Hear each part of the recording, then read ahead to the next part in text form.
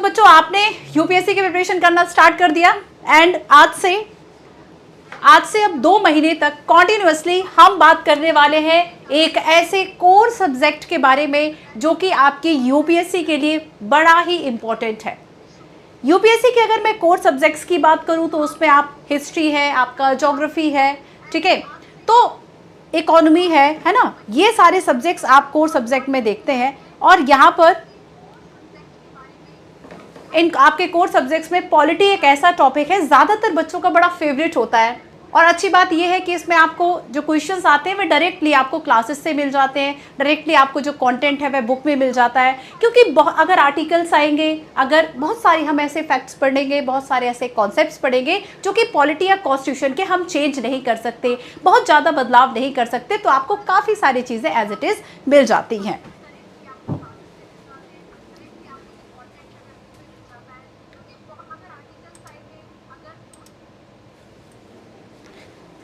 चलिए, तो आज के सेशन में पहले मैं आपसे बात करूंगी कि आखिर हम पॉलिटी पढ़ने तो वाले हैं, बट ये जो पॉलिटी है, ये जो राज व्यवस्था है, आखिर ये आया कहाँ से, एक विषय के रूप में ये कैसे शुरू हुआ। हम इस 2 महीने में लगातार जो पॉलिटी है वह पढ़ने वाले हैं। आपको बिल्कुल परेशान नहीं होना है। हम सीरियल सीक्वेंस वाइज चलेंगे, समझेंगे कि जैसे कि शुरू में जब हम पॉलिटी को पढ़ते हैं तो स्टार्टिंग हम करेंगे आराम से, जिसमें कि हम ये जानेंगे कि पॉलिटी आखिर क्या है, किस तरीके से ये विषय के रूप में इसका अध्ययन किया जाने लगा, हम इसके अंतर्गत पढ़ते क्या है, इंडियन पॉलिटी क्या है, और अगर हम प्रीलिम्स और मेंस के सिलेबस की बात करें वो भी हम थोड़ा सा टच करेंगे। और इस तरीके से बच्चों जब हम बात करेंगे अपने क्लास 1 की, तो यहाँ पर हम केवल अभी परिचय की चर्चा करेंगे। स्टार्टिंग की कुछ क्लासेस ऐसी होंगी कि आप थोड़ा सा पढ़ना स्टार्ट कर रहे हैं तो थोड़ा सा स्टार्टिंग की क्लासेस स्लो जाएंगी, आराम से पढ़ेंगे, लेकिन जैसे ही कुछ समय बीतेगा आप चीज़ों से यूज्ड टू हो जाएंगे, आप इसके टर्म्स को, चीज़ों को समझने लगेंगे, तो हम क्लासेस की जो संख्या है, क्लासेस का जो ड्यूरेशन है वो हम थोड़ा सा बढ़ा देंगे। चलिए, तो स्टार्ट करेंगे हम आज के सेशन से। और सबसे पहले हम बात करेंगे कि आखिर जो पॉलिटी है वह है क्या। तब तक आप मुझे कमेंट करके ये बताइए कि बच्चों आप सभी जो है क्या आपका ग्रेजुएशन हो गया है, ताकि अगर आपके कोई ऐसे क्वेश्चन, ऐसे कंसर्न आते जो आपको समझ ना आए तो मैं ज़्यादा विस्तार से आपको बता सकूं। अगर आप ऐसा है कि हाँ कॉलेज गोइंग स्टूडेंट है, या फिर कैसे आप प्रिपरेशन कर रहे हैं, कब से आपने करना स्टार्ट किया है, क्या अब तक आपने पॉलिटी को कहीं पढ़ा है, कुछ पढ़ा है इसके बारे में, कुछ समझा है इसके बारे में, तो आप मुझे कॉमेंट करके ज़रूर बताएँ। गुड मॉर्निंग सानिया, सुहानी, सुदर्शन, सुप्रभात बच्चे। चलिए, ये आपकी जो सारी प्रॉब्लम्स हैं, ये स्टडी मटेरियल, ये सारी बातों पर हम चर्चा करेंगे, ठीक है। अभी हम शुरू करेंगे कि आखिर जो राज व्यवस्था हम कहते हैं, जो पॉलिटी टर्म हम कहते हैं, वो आखिर आया कहाँ से है। What is polity? पॉलिटी, जिसे हिंदी में हम राज व्यवस्था कहते हैं, ये जो टर्म है ये आखिर कहाँ से आया है। आपने अगर हॉलीवुड मूवीज देखी होंगी, हॉलीवुड मूवीज में आपने एथेंस है ना, आपने ओलंपिया है, स्पार्टा है, आपने ये सारे टर्म सुने होंगे। ओलंपिया है, स्पार्टा है, ये सारे टर्म है ना। तो जब हम बात करेंगे एंशियंट ग्रीस की बच्चे, तो यहाँ पर आप देखेंगे कि आप कई सिटीज देखते हैं, शहर, कई सिटीज आप देखते हैं, कई शहरों को आप देखते हैं। तो शुरुआत में जानते हो क्या था? शुरुआत में जब ये ओलंपिया है, स्पार्टा है, एथेंस है, इन सभी के बेसिकली जो अफेयर्स होते थे, जो सिटी के अफेयर्स होते थे, जो शहर के मामले होते थे, उन सभी के लिए यूज किया जाता था वर्ड पॉलिस। तो पॉलिटी जो वर्ड है ये कहाँ से आया? ये पॉलिस से आया। देखो, शुरू में मैं आपसे, जो कि जनरली एक फ्लो भी होता है कि स्टार्टिंग में हम सिलेबस पर चर्चा करते हैं ना, सिलेबस पर चर्चा करना थोड़ा सा ऐसा मोनोटोनस हो जाएगा कि अभी आप सिलेबस के बारे में भी बहुत कुछ नहीं जानते हैं, है ना, थोड़ा सा लेंदी सिलेबस है, थोड़ा सा ट्रिकी सिलेबस है, तो हम धीरे धीरे करके सिलेबस को भी समझते रहेंगे। अभी क्लास की शुरुआत का मैं आपको फ्लो बता दूं बच्चे कि इस क्लास में अभी स्टार्टिंग में मैं आपको बताने वाली हूँ, आज डे 1 आपकी क्लास है, और इस क्लास का जो आपका फ्लो रहेगा, जिसमें कि हम बात करेंगे पॉलिटी के बारे में कि आखिर जो पॉलिटी है वह कहाँ से आया, ये जो वर्ड है वह कैसे शुरू होता है, ठीक है। तो पॉलिटी की स्टार्टिंग कैसे होती है, हम इसकी स्टार्टिंग को जानेंगे। हम पॉलिटी जो वर्ड है, जो टर्म है, हम इसको समझेंगे, ठीक है। थोड़ा सा इंग्लिश के वर्ड्स रहेंगे, परेशान नहीं होना है, सारी चीज़ें। तो पॉलिटी स्टार्ट कैसे हुआ, वर्ड कहाँ से आया, उसके बाद हम बात करेंगे फादर ऑफ पॉल साइंस किसे कहा जाता है। वहाँ मैं आपसे बात करूँगी अरस्तु के बारे में, एरिस्टोटल, फिर मैं कुछ और जो विद्वान है कि आखिर उन्होंने क्यों कहा कि व्यवस्था क्यों होनी चाहिए, है ना, हम इन विषयों पर बात करेंगे। और इसके बाद हम बात करेंगे पॉलिटी के बारे में बात करेंगे, फिर हम बात करेंगे फादर ऑफ पॉलिटिकल साइंस, सब शब्दों को डिफाइन करेंगे, फादर ऑफ पॉलिटिकल साइंस, और क्यों आखिर एक विषय के रूप में इसकी शुरुआत होती है, ठीक है।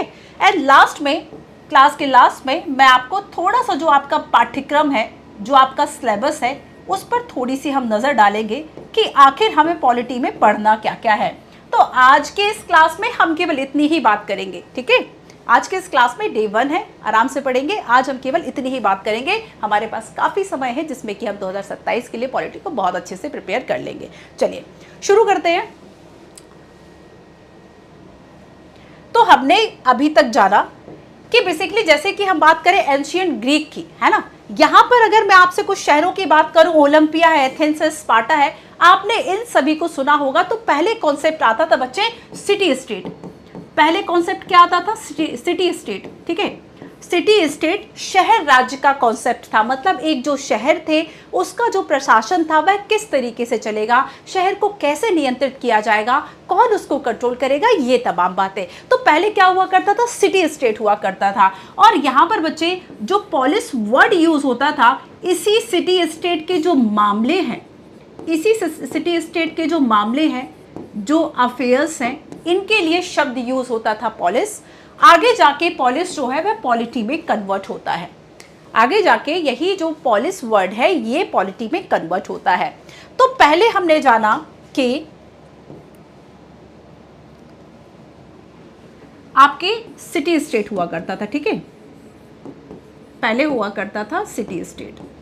देन आगे जाकर आपने सुना होगा अंपायर, जैसे कि साम्राज्य, रोमन अंपायर, ऑटोमन साम्राज्य, है ना, ऑटोमन अंपायर। तो बेसिकली बच्चे जो पहले सिटी स्टेट हुआ करते थे, बाद में इनको कैप्चर कौन कर लिया? एम्पायर्स जो है वह कैप्चर कर लिया, ठीक है। सिटी स्टेट से क्या बन गए? एम्पायर्स बन गए। लेकिन ये जब हम साम्राज्य की बात करते हैं तो हमारे मन में आता है साम्राज्य मतलब कितना विशाल रहा होगा। तो यहाँ से बच्चे साम्राज्य चूंकि इतने बड़े थे कि बहुत लंबे समय तक साम्राज्यों की जो कल्पना है वह नहीं की जा सकती थी, इनको व्यवस्थित तरीके से नहीं रखा जा सकता था। एंड देन इसके बाद साम्राज्यों के बाद, एम्पायर्स के बाद जब ये टूटे ना बच्चे, हमने देखा कि सिटी स्टेट का दौर आया, सिटी स्टेट के बाद एम्पायर्स का दौर आया, एम्पायर्स ने सिटी स्टेट्स को कैप्चर कर लिया। अब सिटी स्टेट नहीं, अब एम्पायर है। जैसे कि रोमन साम्राज्य सुना आपने, ऑटोमन साम्राज्य सुना, ये सारे साम्राज्य हैं। अब लेकिन फिर कॉन्सेप्ट इमर्ज होता है, दैट इज नेशन स्टेट। फिर क्या कॉन्सेप्ट इमर्ज होता है? Nation state.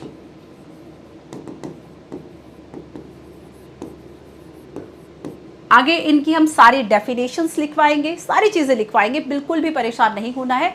अभी केवल आप इस कॉन्सेप्ट को समझें, ठीक है। सिटी स्टेट से एम्पायर्स आते हैं, एम्पायर से आते हैं नेशन स्टेट, राष्ट्र राज्य की कल्पना की जाती है। एंड व्हाट इज राष्ट्र राज्य? नेशन स्टेट क्या है? नेशन स्टेट हम किसको कहेंगे? नेशन स्टेट हम किसको कहेंगे? देखो बेसिकली एक क्षेत्र में रहने वाले लोग होते हैं, और ऐसे क्षेत्र में रहने वाले लोग किसी भाषा से, किसी रिलीजन से, समझो इस चीज़ को, किसी भाषा से, किसी रिलीजन से, कि एक ही धर्म था, एक ही भाषा थी, और इस तरीके से वो अपने आपस में क्या होते हैं? कनेक्टेड होते हैं, जुड़े हुए होते हैं। मतलब एक क्षेत्र के लोग क्या है? आपस में जुड़े हुए हैं। मतलब कोई तो ऐसी एक चीज़ है जो उन सबको जोड़े रखती है, कोई एक ऐसी चीज है जो उन सबको जोड़े रखती है, और वहां से कॉन्सेप्ट इमर्ज होता है राष्ट्र राज्य। तो राष्ट्र राज्य कैसे बनेगा? एक क्षेत्र में रहने वाले लोग हैं, उन्हें एक धर्म ने जोड़ कर रखा है, उन्हें किसी एक भाषा ने जोड़ कर रखा है। तो यहां पर राष्ट्र राज्य की जो कल्पना है वह की जाने लगी। बट अब हम एक और कॉन्सेप्ट सीखेंगे बच्चे, नेशन स्टेट के बाद इंडिया के कॉन्सेप्ट में आखिर ये क्या है? भारत के संदर्भ में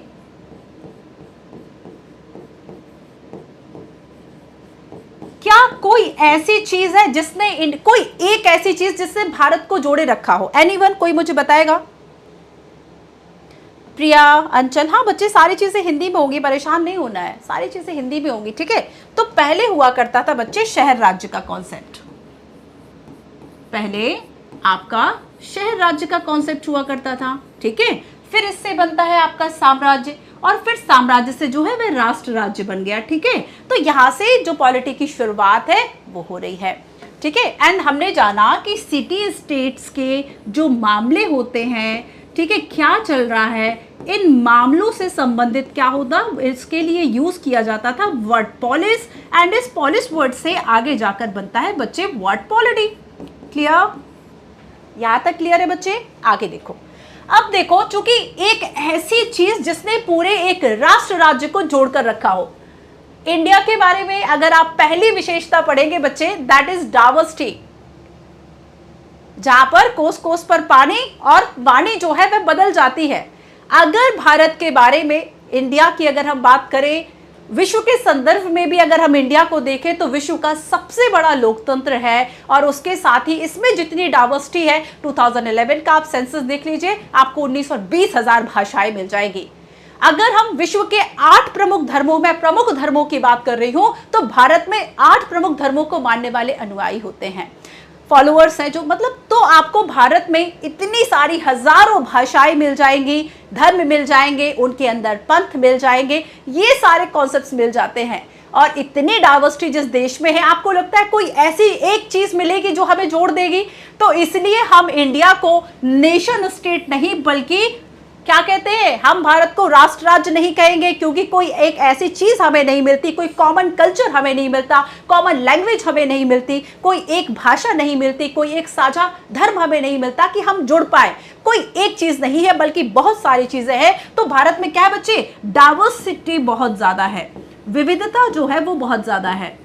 विविधता, जो डाइवर्सिटी है वो बहुत ज्यादा है ना, चाहे हम लैंग्वेज की बात करें, भाषा की बात करें, धर्म की बात करें, विविधता बहुत ज्यादा है। और इसी सब रीजन की वजह से हम कहेंगे कि हम मल्टीलिंगुअल है, मल्टी रिलीजन है, और यही एक रीजन है कि कोई एक ऐसी चीज नहीं मिलती। And in that perspective India को हम क्या कहते हैं, इंडिया इज आ, क्या नेशन स्टेट है? नेशन स्टेट नहीं है, तो क्या कहेंगे हम इसे, कहेंगे स्टेट ऑफ नेशन। क्या कहेंगे? State of Nations. कोई एक चीज हमें नहीं मिलती, हम इसे क्या कहेंगे, स्टेट ऑफ नेशंस। राष्ट्र राज्य हम इसको नहीं कह सकते, हम इसको राष्ट्र राज्य नहीं कहते, हम इसको राष्ट्रों का राज्य कहेंगे। ठीक है, तो यहां पर हम इसको क्या कहेंगे, राष्ट्रों का राज्य। अब इसकी डेफिनेशन और सारी चीजें आगे मैं लिखाऊंगी। ठीक है, अभी तो केवल हमें समझना है कि बस हम पॉलिटी वर्ड को समझे, कोई तनाव नहीं लेना है। आप चाहें तो केवल इन वर्ड से परिचित हो, केवल इनको आप लिखें, बहुत ज्यादा परेशान नहीं होना है अभी। ठीक है, हाँ, ये बात तो बिल्कुल सही है विश्वजीत की, अगर हम बात करें कि भारत अनेकता में एकता है ना, ये वाली बात, यूनिटी इन डाइवर्सिटी, ये सारी, ये किसने फ्रेज दिया था, ये जवाहरलाल नेहरू ने। और उन्होंने कहा था कि भारत की जो विविधता है उसकी एक खूबसूरत बात यह है कि ये हम पे कहीं से थोपी गई नहीं है, कहीं से इम्पोज नहीं है, किसी आउटसाइडर ने, किसी बाहरी व्यक्ति ने हम पे इम्पोज कर दिया हो कि भाई अब विविध हो जाओ।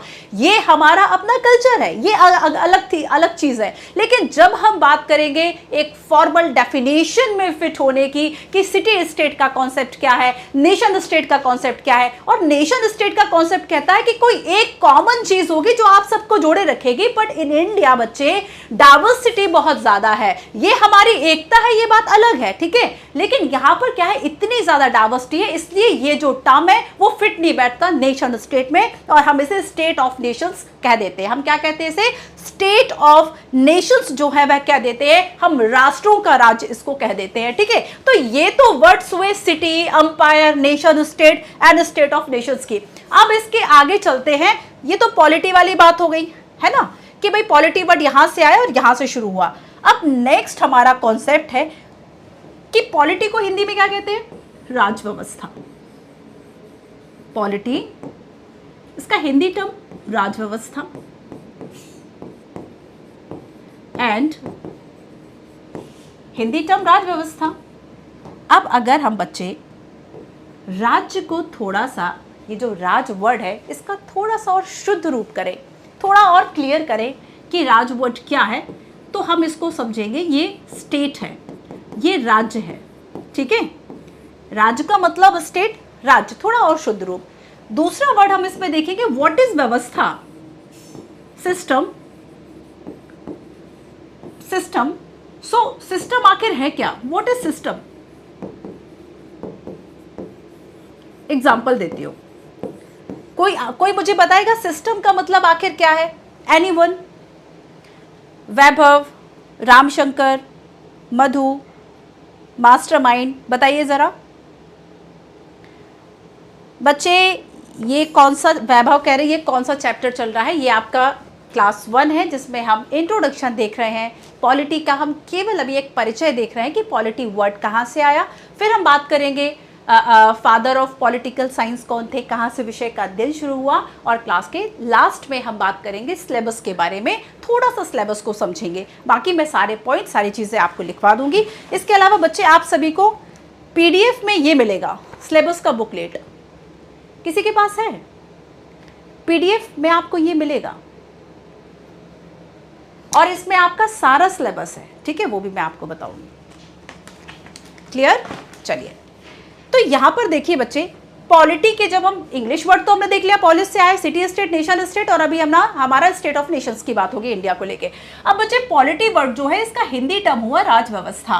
राजव्यवस्था का शुद्ध में अगर हम राज को थोड़ा सा और क्लियर करें तो ये आ जाता है राज्य, स्टेट, और व्यवस्था की बात करें सिस्टम। पहले हम इस वर्ड को समझे कि व्हाट इज सिस्टम। सिस्टम का मतलब आखिर क्या है? सिस्टम का मतलब है कुछ ऐसे तत्वों का समूह जो आपस में इंटरकनेक्टेड हो, कुछ ऐसे तत्वों का समूह जो एक दूसरे पे निर्भर हो, इंटरडिपेंडेंट हो। ठीक है, मैं यहाँ पे डिपेंडेंट की बात नहीं कर रही, इंटरडिपेंडेंट, एक दूसरे पर निर्भर हो। फॉर एग्जाम्पल अगर मैं कहूँ आपसे सिस्टम लगा हुआ है मेरे यहाँ, ठीक है, सिस्टम लगा हुआ है जिससे सारी चीजें चल रही हैं, मैं कह रही हूँ सिस्टम, मैं ये नहीं कह रही हूँ कि कीबोर्ड लगा हुआ है इससे सब चल रहा है, माउस रखा हुआ है इससे सब चल रहा है, CPU है, कंप्यूटर स्क्रीन है, मॉनिटर है, उससे सब चल रहा है। तो ये बच्चे सेपरेट अगर मैं इनको अलग अलग कहूँ ना तो अलग अलग तरीके से इसको मैं सिस्टम नहीं कह पाऊंगी, और ये सिस्टम हो भी नहीं पाएगा। ये सिस्टम कब बना? जब सारी चीजों को इंटरकनेक्टेड कर दिया। अगर मैं इसमें से माउस हटा दूं तो क्या मेरा सिस्टम वर्क कर जाएगा? अगर मैं इसमें से कीबोर्ड हटा दूं तो क्या सिस्टम वर्क कर जाएगा? अगर इसमें से CPU हटा दूं तो क्या वर्क करेगा? तो यहां पर ये सारा सिस्टम, दैट मीन्स क्या है? व्यवस्थाएं जो जुड़ी होती हैं। व्यवस्थाएं जो कैसी होती है बच्चे? जुड़ी होती हैं, आपस में इंटरकनेक्टेड होती हैं। सो बेसिकली जब एलिमेंट्स, जब तत्व आपस में जुड़ते हैं तब जाके वो एक सिस्टम बनाते हैं, है ना। सो सिस्टम का मतलब क्या है? सिस्टम का मतलब है set of elements that are interconnected, ऐसे तत्वों का समूह जो कि आपस में जुड़ा हुआ हो। अब ये तो मैंने आपको दिया एग्जांपल कंप्यूटर का, ठीक है। अब दूसरा एग्जांपल मैं आपको देती हूं ह्यूमन बॉडी का। दूसरा एग्जांपल मैं आपको देती हूं ह्यूमन बॉडी का। अब मैं आपसे कहूं कि ये हैंड है, ये बॉडी नहीं है, ठीक है, ये फेस है, बॉडी नहीं है, ये हेयर्स है, बॉडी नहीं है, ये बॉडी के पार्ट्स हो सकते हैं, ये बॉडी नहीं है।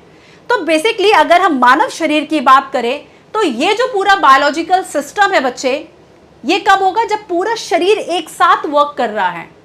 पूरा शरीर जब एक साथ वर्क कर रहा है ना, तब यहां पर क्या है कि जब तब जाके एक सिस्टम बनता है। मतलब सिस्टम का मतलब क्या है कि जब एलिमेंट्स आपस में जुड़ जाते हैं। सिस्टम मतलब क्या? सिस्टम का मतलब है जब एलिमेंट्स या तत्व जब तत्व आपस में जुड़ जाते हैं, एक साथ काम कर रहे होते हैं। ये कैसे होते हैं? इंटरकनेक्टेड होते हैं, ये इंटरडिपेंडेंट होते हैं।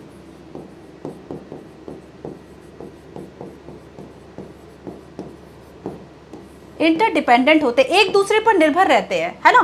तो ये तो बात हो गई सिस्टम की। अब सोचिए, अब हमें इस पूरे वर्ड को समझना हो तब कैसे समझेंगे कि बच्चे स्टेट में भी पूरा एक सिस्टम बना होता है। किसी भी राज्य में, किसी भी देश में, यहां पर अगर मैं आपसे बात करूं स्टेट, जब मैं कह रही हूं स्टेट, स्टेट का मतलब है कोई देश, या इसको हम राज्य वर्ड भी कह देते हैं। बट यहां पर बच्चे जब भी बात करेंगे राज्यों की, जब मैं वैसे राज्यों की आगे बात करूंगी तब हम MP, UP, बिहार और तमिलनाडु की बात कर लेंगे। लेकिन यहां पर जब हम देखेंगे कि एक पूरा स्टेट, एक पूरा राज्य, एक पूरा देश, तब वो एक नेशन के रूप में हम इस वर्ड को कंसीडर करते हैं, हम इस वर्ड को यूज करते हैं। हाँ वेरी गुड, आपने आंसर दिया है। हाँ, जैसे कि लोकतांत्रिक व्यवस्था, ठीक है, वेरी गुड। सिस्टम मीन्स तंत्र, बिल्कुल सही बात कही आपने गीता, वेरी गुड। तो यहां पर बच्चे समझ में आ रहा है, हमने पॉलिस वर्ड से शुरू किया था, अब हम आ गए पॉलिटी का हिंदी वर्ड राजव्यवस्था। राजव्यवस्था में हम आ गए कि सिस्टम आखिर क्या है, ये हमारा जो है वह पूरा कंप्लीट हो गया कि भैया सिस्टम का मतलब जो है वह ये है कि पूरा एक जो मतलब तंत्र होगा वो आपस में जुड़ा होगा। और उसी तरीके से बच्चे जब हम बात करेंगे स्टेट की, राज्य की, देशों की, तब उनमें भी पूरा एक सिस्टम होता है, पूरा एक तंत्र होता है जो कि आपस में जुड़ा होता है। जैसे कि हम आगे बात करेंगे विधायिका की, संसद भी काम कर रही है, न्यायपालिका भी काम कर रही है ना, विधायिका भी काम कर रही है, संसद, विधायिका, कार्यपालिका, तो सब जो पूरा सिस्टम है वो आपस में जुड़ा हुआ है। न्यायपालिका नहीं रहेगी तब भी दिक्कत हो जाएगी, विधायिका नहीं रहेगी तब भी दिक्कत हो जाएगी, कार्यपालिका नहीं रहेगी तब भी दिक्कत हो जाएगी। तो यहां पर क्या है, और भी बाकी संवैधानिक संस्थाएं हैं वो नहीं रहेगी तब भी दिक्कत हो जाएगी। निर्वाचन आयोग नहीं है तो चुनाव कौन कराएगा, यूपीएससी अगर नहीं है तो परीक्षाएं कौन लेगा, केंद्र सरकार में भर्ती कैसे होगी, आप आईएएस आईपीएस कैसे बनेंगे। तो यहां पर बच्चे पूरा एक जो तंत्र है, पूरा एक जो सिस्टम है वो इंटरकनेक्टेड होकर जो काम है वह करता है, ठीक है। अब आगे एक कॉन्सेप्ट और हम समझते हैं, और ये कॉन्सेप्ट है व्हाट इज स्टेट। स्टेट आखिर हम किसको कहेंगे। आप सभी के मन में क्वेश्चन तो आ रहा होगा कि ठीक है मैम आपने सिस्टम को तो बता दिया, बट ये भी बताइए कि स्टेट का मतलब आखिर क्या है, जाने आइए। So what is state. देखो कोई यूपीएससी ने यहां से क्वेश्चन पूछा, याद रखना मैं आज से आप 2 महीने जब मेरी क्लास में रहेंगे तो मैं ये स्टार का यूज ज्यादा करती हूं, और जहां भी स्टार लगाऊंगी बच्चे उसका मतलब ये है कि यहां से क्वेश्चन या ये क्वेश्चन यूपीएससी ने पूछे हुए हैं। मैं आपको बता दूं कि मैं अपनी हर क्लासेस में, अभी चूंकि स्टार्टिंग की क्लासेस है इसलिए आपको पीवाईक्यूज और सारी चीज़ें नहीं बताऊंगी, आगे जब टॉपिक में आपको बताऊंगी तब पीवाईक्यूज में आपको बताऊंगी। PYQ that means previous year questions, है ना, पिछले साल यूपीएससी ने जो प्रश्न पूछे हैं, पिछले सालों में, नॉट एक वर्ष, तो पिछले 10-15 सालों के जो क्वेश्चंस किसी पर्टिकुलर टॉपिक से होंगे हम उनको भी साथ साथ सॉल्व करते चलेंगे, उनको भी हम समझते चलेंगे कि यहाँ से क्वेश्चंस आते। बेस आंसर राइटिंग जो है वो भी मैं आपको कराऊंगी, करंट अफेयर से भी मैं उसको कनेक्ट करना सिखाऊंगी, वो सारी हमारी स्ट्रैटेजी रहेगी और स्टार का मैं यूज करूंगी। अब मैं इसलिए आपको बता रही हूँ कि अब क्या करें भाई, पहली क्लास में ही ये टॉपिक आ गया तो मैं आपको बता देती हूं कि यहां से यूपीएससी जो है वह एक प्रश्न पूछ चुकी है कि आखिर स्टेट जो है उसमें क्या होना चाहिए। स्टेट का मतलब क्या है, हम गए कोई नेशन है, कोई स्टेट है, कोई राज्य है, उस राज्य का मतलब क्या, उसमें क्या क्या एलिमेंट्स होंगे। राज्य में कुछ एलिमेंट्स होंगे ना, राज्य में कोई सिस्टम होगा ना, और सिस्टम क्या है, सिस्टम का मतलब है एलिमेंट्स जो है वह इंटरकनेक्टेड है। तो स्टेट में क्या इंटरकनेक्टेड होगा, एनीवन, कोई मुझे बताएगा।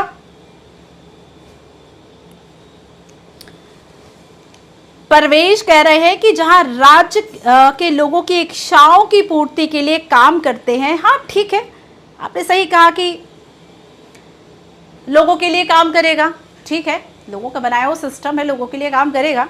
उसके अलावा क्या होना चाहिए, एनीवन, कोई बताएगा। इस स्टेट में ये भी मैं बता देती हूँ कि स्टेट में जो है, नहीं बच्चे क्लास लाइव रहेगी, आज भी लाइव है दीपिका, दीपशिखा, ठीक है। स्टेट में होते हैं बच्चे 4 एलिमेंट्स। स्टेट में कितने एलिमेंट्स होंगे, 1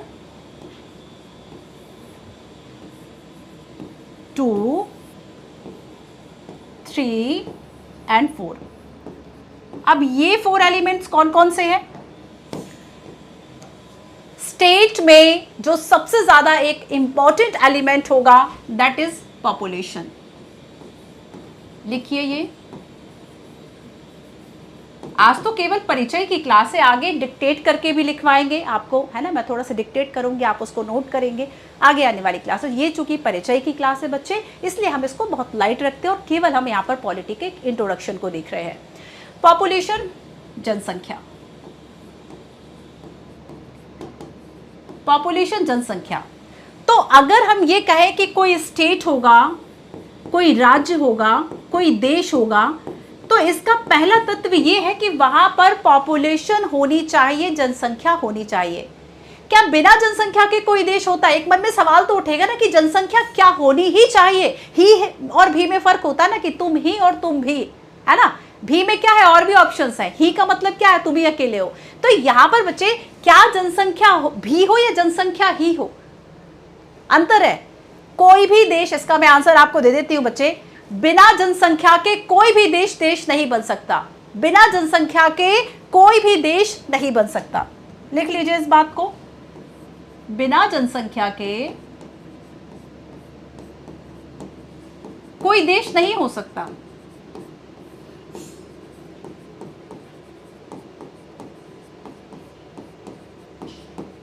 एक एग्जांपल देती हूं। आपने सहारा रेगिस्तान सुना? सहारा रेगिस्तान सुना? आप देखेंगे सहारा रेगिस्तान में कई देशों की सीमाएं उससे लगती है और दो देशों के बीच में एक ऐसी खाली निर्जन जगह पड़ी हुई है जहां पर ना तो कुछ होता है, ना कुछ होने की संभावना है, ना किसी तरह से जीवन वहां चल सकता है। अब ऐसी जगह पर, वैसे ऐसी विश्व में ऐसी कम जगह होगी, एटलीस्ट अगर मैं भूमि पर कहूं, लैंड पर कहूं, जमीन पर, तो यहां पर बच्चे ऐसी बहुत कम जगह होगी जहां पर कोई क्लेम ना करता हो। ठीक है, जहां पर कोई क्या करता हो, भूमि होनी चाहिए ऐसी कोई जगह जिस पर कोई क्लेम ना करता हो, ऐसी बहुत कम जगह होंगी। और इसलिए हम इसमें यह समझते हैं कि एक स्टेट जो है उसमें दूसरा तत्व निकल कर आता है कि आपके पास एक क्षेत्र, एक टेरिटरी होनी चाहिए। दोनों के एग्जांपल साथ में देती हूं, ठीक है। सेकंड आप लिखिए कि एक क्षेत्र का होना बहुत जरूरी है। एक, अगर मैं आपसे टेरिटरी की बात करूं, ये होना बहुत जरूरी है। पहले हम पॉपुलेशन का एग्जांपल देखते हैं। मान लीजिए कि किसी जगह पर कोई एक आइलैंड है, ठीक है, कोई एक आइलैंड है और उस आइलैंड में मान लीजिए एक तेल निकालने वाले कई ऐसे लोहे के प्लेटफॉर्म नहीं बने रहते हैं। वहां पर 4 लोग चले गए, एक परिवार के 4 लोग चले गए और वहां पर एक कहता है कि मैं मिलिट्री हूं, मैं सेना का जनरल हो गया, तुम राष्ट्रपति बन जाओ, एक प्रधानमंत्री बन गया, एक और कोई मंत्रालय संभाल लिया। अब वो 4 लोग अगर ये बैठ के वहां पे क्लेम करें कि देखो हम, ये देश जो है वह हमारा है, हम यहाँ के इस तरीके से संचालक है, तब क्या हम उसको देश कहेंगे? हम उसको देश नहीं कहेंगे। क्यों देश नहीं कहेंगे? क्योंकि वहां पे किसी तरह की ऐसी कोई जनसंख्या नहीं है। अगर जनसंख्या नहीं है, अगर क्षेत्र नहीं है, तब हम उसको देश नहीं कहेंगे।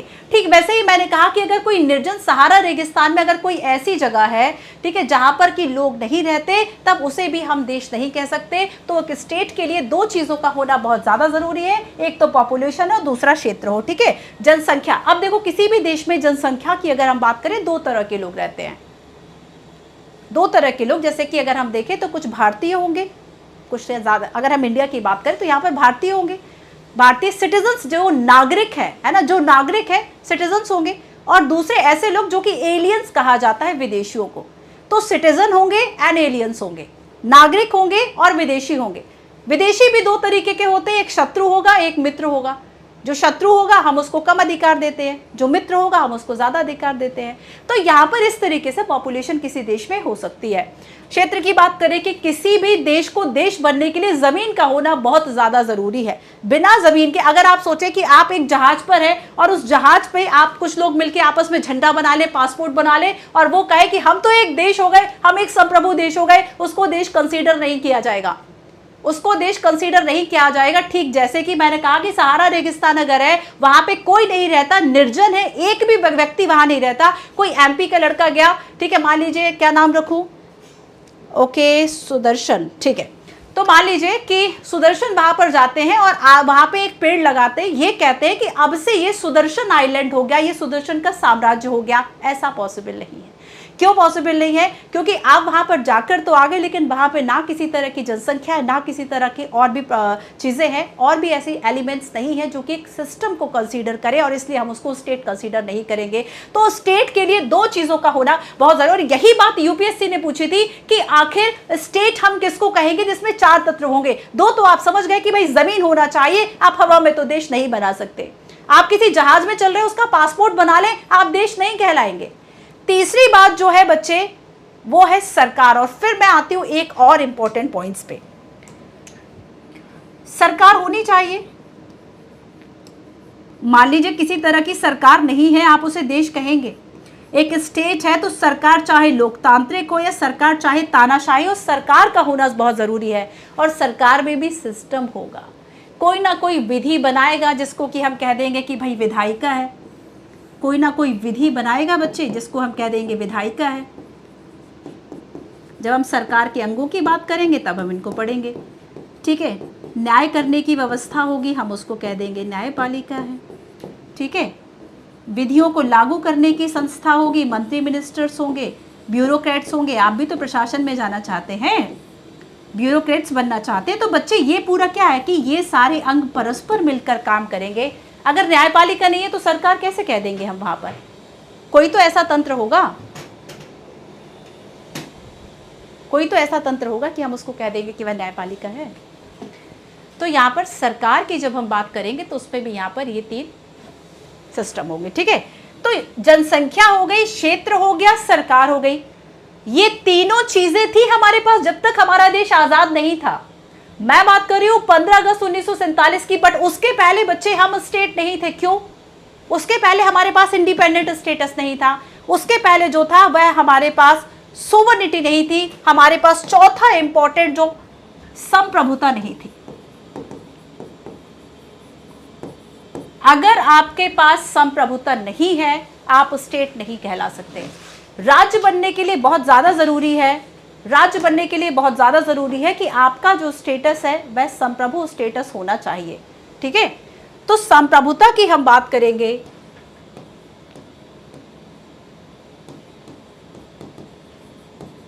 सोवरेनिटी जो है वह होनी चाहिए। अगर संप्रभुता नहीं है तो आप एक स्टेट नहीं बन सकते। संप्रभुता का होना बहुत जरूरी है। जैसे कि जब हमने देखा था कि हम 1947 के पहले, 1947 के अगर हम पहले की बात करें तो हमारा जो स्टेटस था वह ब्रिटिश कॉलोनी था, ब्रिटिशर्स की कॉलोनी थे हम, उपनिवेश थे हम। आप हिस्ट्री में पढ़ते हैं व्हाट इज उपनिवेश। उपनिवेश का मतलब होता है जब एक देश दूसरे देश के दबदबे में अपने सारे जो परिवर्तन है वह कर लेता है। तो यहाँ पर बच्चे हम उपनिवेश थे, हम ब्रिटिशर्स की कॉलोनी थे। भारत अपने लिए खुद से नियम थोड़ी बना सकता था। ब्रिटिश पार्लियामेंट में इंडिया के लिए नियम जो है वह बनाए जाते थे। हम संप्रभु नहीं थे। संप्रभु का मतलब होता है कि मैं अपने जो डिसीजंस है या राज्य जो अपना डिसीजंस है वह आंतरिक और बाह्य स्तर पर, कि उसे अंदर किस तरीके से सरकार चलानी है और देश के बाहर इंटरनेशनल रूप से, अगर हम अंतर्राष्ट्रीय संबंधों की बात करें तब किस तरीके के संबंध किस देश के साथ बनाने, वो इस मामले में स्वतंत्र होता है। तो जब आप अपने आंतरिक, आगे लिखवाऊंगी मैं संप्रभुता को, आगे लिखवाऊंगी जब हम प्रस्तावना की बात करेंगे, जब हम जो हमारा संविधान है, जो हमारी राजनीति है, उसके इंपॉर्टेंट टर्म्स की बात करेंगे, तब मैं आपको संप्रभुता लिखवाऊंगी। अभी केवल आप समझो कि स्टेट के जो है वे 4 एलिमेंट्स। कोई ऐसा एलिमेंट है बच्चे जो आपको समझ में ना आया हो? वैभव, संप्रभुता का मतलब होता है कि आप अपने आंतरिक और बाह्य मामलों में स्वतंत्र हैं, आप फ्री हैं, ठीक है। ये स्वतंत्रता, आप अपनी तरह से डिसीजन ले सकते हैं। जब हम ब्रिटिश रियाया थे, जब हम अंग्रेजों के उपनिवेश थे, ब्रिटिश कॉलोनी थे, तब हम अपने डिसीजंस नहीं ले सकते थे ना कि हमें यूएसए से क्या समझौता करना है, रशिया से क्या समझौता करना है, क्या हमें संबंध रखने हैं, वो सारी चीज़ें नहीं है। लेकिन आज की बात अगर हम करें कि अगर इंडिया जो है वह चाइना से किसी तरीके के रिलेशन करता है, किसी तरह के रिलेशन रखता है, तो उसमें यूएसए नहीं बोल सकता।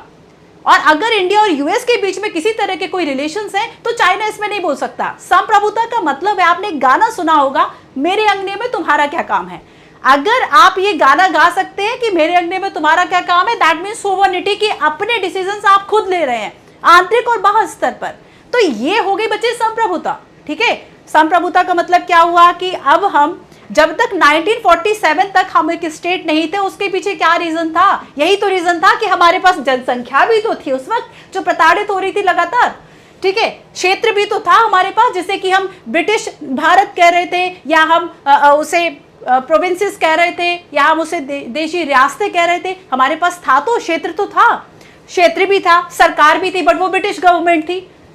हमारे यहाँ जो रूल्स बन रहे थे वह ब्रिटेन की पार्लियामेंट में बन रहे थे। तो यहाँ पर हमारे पास जो नहीं था वो क्या नहीं था? वो हमारे पास सोवरेनिटी नहीं थी। हम अपने आंतरिक और बाहर डिसीजंस में खुद से इंडिपेंडेंट तरीके से बिहेव नहीं कर सकते थे, और इसलिए हम संप्रभु नहीं थे, इसलिए हम उस वक्त स्टेट नहीं थे।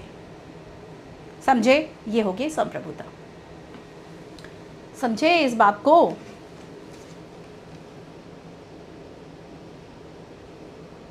संप्रभुता का इंग्लिश मीनिंग क्या है? संप्रभुता का इंग्लिश मीनिंग बच्चे सोवरेनिटी है। सोवर्निटी है रामशंकर।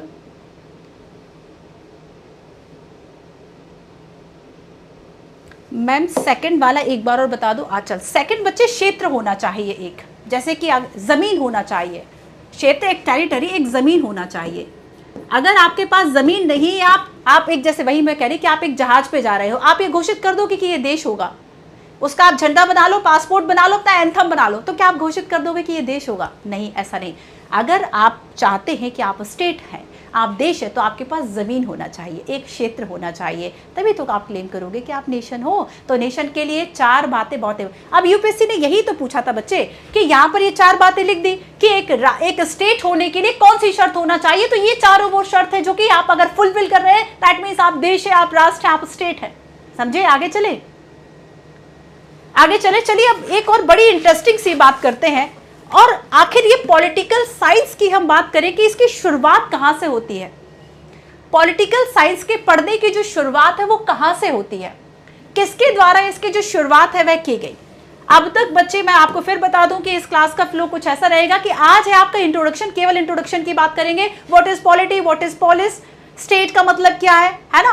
एंड इसके बाद हमने सिस्टम समझा कि पॉलिटिकल सिस्टम किस तरीके से काम करेगा।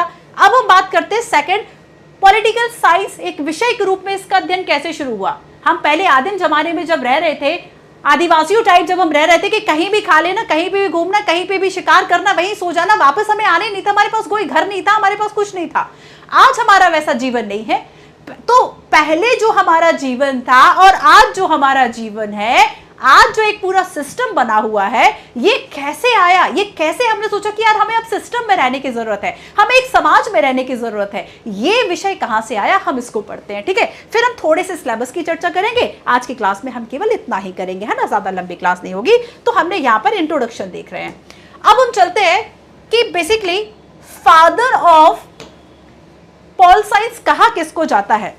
राजनीति विज्ञान की अगर हम बात करें तो हम किसको बेसिकली इसका फादर कहते हैं। तो यहां पर बच्चे अरस्तु, अरस्तु को कहा जाता है फादर ऑफ पॉलिटिकल साइंस। ऐसा इसलिए कहा जाता है बेसिकली क्योंकि यहां पर he was one of the first thinker जिन्होंने व्यवस्थित रूप से, सिस्टमैटिकली व्यवस्थित रूप से जो पॉलिटी वर्ड है इसका अध्ययन किया। अगर यहां पर हम देखें तो राजनीति को एक व्यवस्थित विषय के रूप में, राजनीति को व्यवस्थित विषय के रूप में, राजनीति को एक सिस्टमैटिकली सब्जेक्ट के रूप में, व्यवस्थित विषय के रूप में अध्ययन किया। और इनकी एक जो महत्वपूर्ण कृति, जो इनकी बुक है, that is politics, that is politics. और इस पॉलिटिक्स में बच्चे इन्होंने बताया कि बेसिकली किसी एक देश की जो सरकार है वह किस तरीके से चलनी चाहिए। तो राजनीति को सबसे पहले अलग और एक व्यवस्थित विषय के रूप में किनके द्वारा कहा गया था? एरिस्टोटल के द्वारा, अरस्तु के द्वारा। एंड दैट्स व्हाई कि ये ऐसे एक पहले थिंकर थे जिन्होंने कहा कि हाँ भाई, इस विषय को अलग से व्यवस्थित रूप से पढ़ा जा सकता है। और इनकी रचना जो पॉलिटिक्स थी, इसमें इन्होंने बताया बेसिकली कि सिस्टमैटिकली इसका जो अध्ययन है वह किया जा सकता है। और यही एक रीजन है कि इन्हें हम फादर ऑफ पॉल साइंस कहते हैं। अब लेकिन एक बात समझो, इन्होंने कहा कि जो मनुष्य जो है वह प्राकृतिक रूप से राजनीतिक प्राणी है। इन्होंने कहा, क्या कहा कि बेसिकली अगर हम मनुष्य की बात करें, वो क्या है? Man is by nature a political animal. इन्होंने कहा कि जो मानव है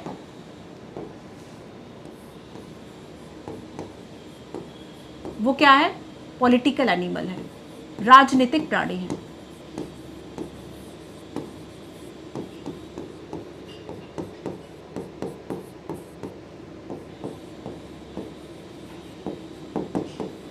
इस तरह के कॉन्सेप्ट्स आपके प्रीलिम्स में सीधे आ जाते हैं। एक पॉलिटिकल एनिमल है, स्वभाव से मनुष्य राजनीति तो करता है, सच बात है ये। आपको क्या लगता है कि सब सीधे साधे होते हैं? अच्छा, मैं एक एग्जांपल समझो। जब आप अंतरराष्ट्रीय विषयों में एक थ्योरी पढ़ते हैं, आइडियलिज्म और रियलिज्म, आदर्शवाद और यथार्थवाद। आदर्शवाद क्या कहता है? प्राण जाए पर वचन न जाए, भगवान श्री राम का कॉन्सेप्ट। बट जब हम बात करते हैं यथार्थवाद की, तो आपने महाभारत देख रखी है। वो यथार्थवाद की जैसा अवसर, जैसा जिस तरह के जीवन में परिस्थितियां आए, उस हिसाब से आप डिसीजन लीजिए। हमारे देश में नेहरू जी थे तो उनकी बेटी भी थी इंदिरा गांधी। इंदिरा गांधी ने कहा कि मेरे पिता संत थे, मैं संत नहीं हूं। आप सभी जानते हैं उनके बोल्ड डिसीजंस के बारे में। तो यहां पर बच्चे आप देखेंगे कि अगर हम मनुष्यों की बात करें कि अब तक का जो इतिहास रहा वो शक्तिशाली, जिसके पास शक्ति रही, पावर, वही तो इतिहास रहा। आप सिकंदर को क्यों जानते हैं? नेपोलियन की चर्चा क्यों करते हैं? आपको हिटलर, आप क्यों जानते हैं इन सारे लोगों को? सभी ने शक्ति प्रदर्शन किया। बात छोड़ दो कि सही थे या गलत थे, सही गलत का तो विषय नहीं था, एथिक्स का तो विषय नहीं था, ये तो पावर का विषय था। तो यहां पर बच्चे ये कहते हैं कि मैन जो है वह नेचर कैसा है, उसका स्वभाव ही है कि वह राजनीति करेगा, वह राजनीति करेगा, ठीक है। एंड सामाजिक रूप से इन्होंने कहा कि राजनीतिक होता है, और अगर मनुष्य अकेले रहता है या नियमों के बाहर जाता है तो वो मनुष्य नहीं है, वो प्राणी नहीं है। तो अकेले रहना, नियमों के बाहर जाना, ये मानव प्रकृति के विरुद्ध है, क्योंकि मानव जो है वो अपनी प्रकृति से ही सामाजिक है और राजनीतिक है। ये बात यहां पर अरस्तु के द्वारा की जाती है, और इन्होंने अपनी जो बुक थी पॉलिटिया, इस पॉलिटिया में आदर्श राज्यों की बात की। Ideal form of government, ideal form of government.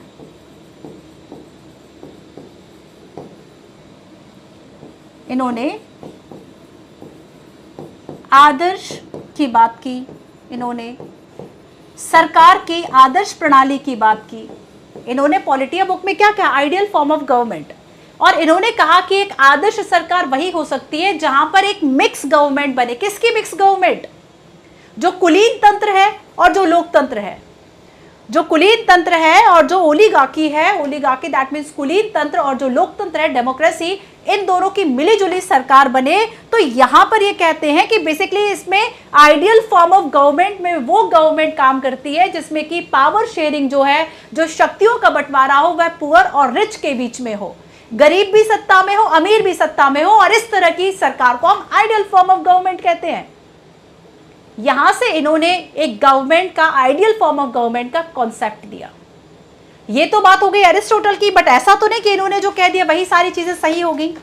अगर यही सारी चीजें सही नहीं हुई तो हम थोड़ा सा कुछ और विद्वानों को भी पढ़ ले। समझ में आया आपको इतना? मैम नोट्स कैसे बनाए? प्रिया बच्चे, हम आगे सारे नोट्स बनाएंगे, कंप्लीट हर चीज करेंगे, अभी परेशान नहीं होना है। अभी आप इसको समझिए जो मैं आज आपको बता रही हूँ, जो वर्ड्स मैं बता रही हूँ, आप इन वर्ड्स को नोट करते जाइए, ठीक है। आगे मैं आपको डिक्टेट कराऊंगी, आपको पीडीएफ मिलेंगे, आपको नोट, सारी चीजें अवेलेबल होंगी। डे 1 क्लास में इतना प्रेशर लेके नहीं बैठना है भाई। अभी आपने प्रिपरेशन को स्टार्ट किया, अभी 2 साल पढ़ना है। अगर आप संकल्प 2027 के बैच में देख रहे हैं बच्चों, 2 साल पढ़ना है, अभी बहुत टाइम है। 2-4-10 दिन जैसे ही आप थोड़ा यूज टू होने लगेंगे चीज़ों से, आपको सारी चीज़ें अपने, आप सोचो कि एक दिन में महल बन जाए, वो तो पॉसिबल नहीं ना। धीरे धीरे करके सारा सिलेबस होगा, सारी चीज़ें होंगी, आप नोट्स बनाना भी सीखेंगे, आप रिवीजन करना भी सीखेंगे, आप नॉलेज का एप्लीकेशन भी सीखेंगे, सारी चीज़ें आप सीखेंगे। यूपीएससी की जर्नी सच में बड़ी है, थका देने वाली भी होती है। कभी कभी इसका सिलेबस, मैंने लास्ट भी आपसे कहा था कि कभी कभी इसका सिलेबस बड़ा लेंदी लगता है, और दिन भी बड़े भारी लगते हैं भाई। पूरा दिन जंग करते रहो पन्नों के साथ। हो सकता है कि आपने 10 पन्ने पढ़ो, समझ में कुछ नहीं आया, ऐसा होता है शुरू में। आप शब्दों से परिचित नहीं होते, आप कॉन्सेप्ट से परिचित नहीं होते, आपको नहीं पता कि राजनीति लिखा है या कौन सी नीति लिखा है। बट जैसे आप थोड़ा बहुत, आपका सिलेबस हो जाता है, आप चीज़ों को समझने लगते हैं, आपको अपने आप चीज़ें समझ में आती हैं, आप करंट से रिलेट करना सीख जाते हैं। सुप्रीम कोर्ट ने कोई ऑर्डर दे दिया, इसके बारे में आप सीख जाते हैं, क्योंकि आपने वो विषय पढ़ा होता है। बट बच्चे, अभी अगर आपने तैयारी शुरू की है, स्टार्टिंग में सुकून के साथ तैयारी शुरू करना है। बोझ लेके हम ज़्यादा दूर तक नहीं जा पाते, है ना। सुकून से चलते हैं। चलिए, अब यहाँ पर बच्चे, वेरी गुड। देखो सुदर्शन ने कितनी अच्छी बात की कि मैम धीरे धीरे लेकिन लगातार चलिए। चलिए आगे चलते हैं तो हम लगातार में, और यहाँ पर बच्चे देखो कि अभी हम एरिस्टोटल की बात कर रहे हैं। ये क्लास में केवल परिचय है, परेशान नहीं होना है। अरस्तु की बात हो गई थी। अरस्तु ने जो पॉलिटिक्स है, इसको ऐसे ही आप लिख सकते हैं जिस तरीके से मैंने ये बनाया है। पॉलिटिक्स में कहा कि मनुष्य जो है वो राजनीतिक प्राणी है। समाज के बाहर जाना, नियमों के बाहर जाना तो उसकी प्रकृति के ही खिलाफ है। सभी जो हैं, आपने एथेंस और स्पार्टा का युद्ध सुना, राजनीतिक प्राणी है, कहा कि स्वभाव से ही राजनीति करेगा ये। आगे चलते हैं। अब प्लेटो है। प्लेटो की प्रसिद्ध कृति है बच्चे द रिपब्लिकन।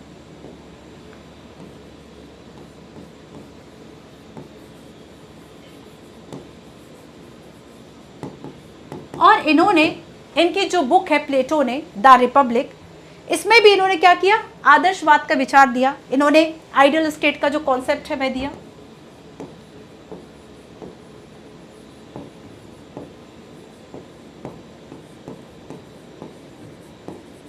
इन्होंने आइडियल स्टेट का जो कॉन्सेप्ट है वो दिया। ठीक है। एरिस्टोटल अपनी जो बुक है पॉलिटिक्स, इसमें कह रहे हैं कि मनुष्य राजनीतिक प्राणी है, और यहाँ पर प्लेटो द रिपब्लिक में कह रहे हैं कि आदर्श राज्य होगा। आगे देखो, आदर्शवाद की बात करेंगे।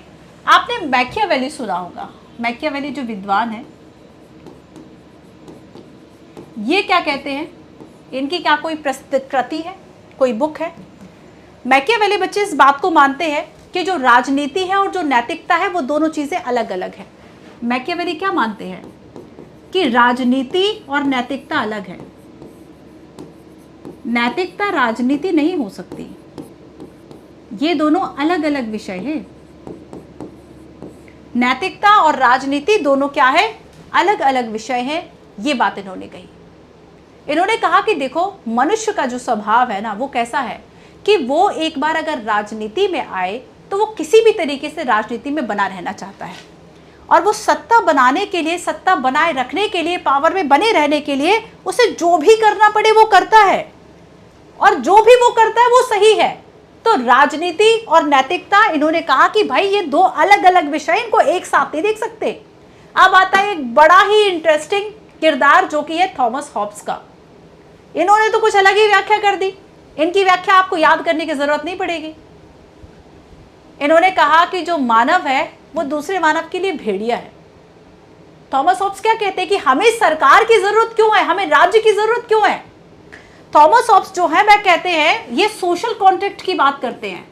थॉमस हॉब्स बच्चे सोशल कॉन्ट्रैक्ट की बात करते हैं, सामाजिक अनुबंध।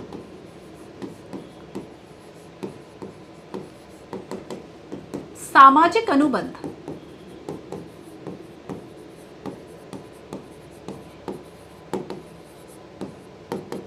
देखो, अगर आपको एक एक वर्ड याद रखना हो इन सब के बारे में, तब क्या लिखोगे बच्चे, क्या शब्द याद रखोगे? जैसे कि मैंने आपसे कहा, यहां पर आपको याद रखना है पॉलिटिक्स और राजनीतिक प्राणी। प्लेटो में आप रिपब्लिक और आइडियल स्टेट का कॉन्सेप्ट याद रख लें।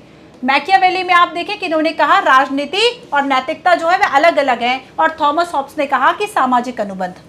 ठीक है, थॉमस हॉब्स सामाजिक अनुबंध की बात करते हैं। चलिए, अब देखो ये बेसिकली क्या कह रहे हैं, सामाजिक अनुबंध क्यों कह रहे हैं कि हमें एक समाज में रहना क्यों जरूरी है? क्योंकि ये कहते हैं कि मनुष्य मनुष्य के लिए भेड़िया है। Man is a wolf. ठीक है, man is a wolf to man. Man is a wolf to man. मनुष्य मनुष्य के लिए भेड़िया है।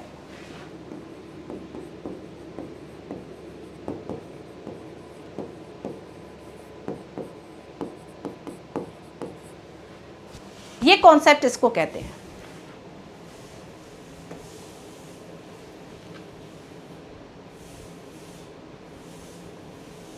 क्लियर है बच्चों? इतना कोई बात नहीं, धीरे धीरे कवर हो जाएगा अगर आपने बेसिक्स नहीं पढ़े हैं। तो इन्होंने कहा कि देखो, मनुष्य मनुष्य के लिए भेड़िया है, और उसकी जो प्रकृति है ना, वो प्रकृति कैसी है, वो प्राकृतिक रूप से हिंसक है, प्राकृतिक रूप से मनुष्य स्वार्थी है।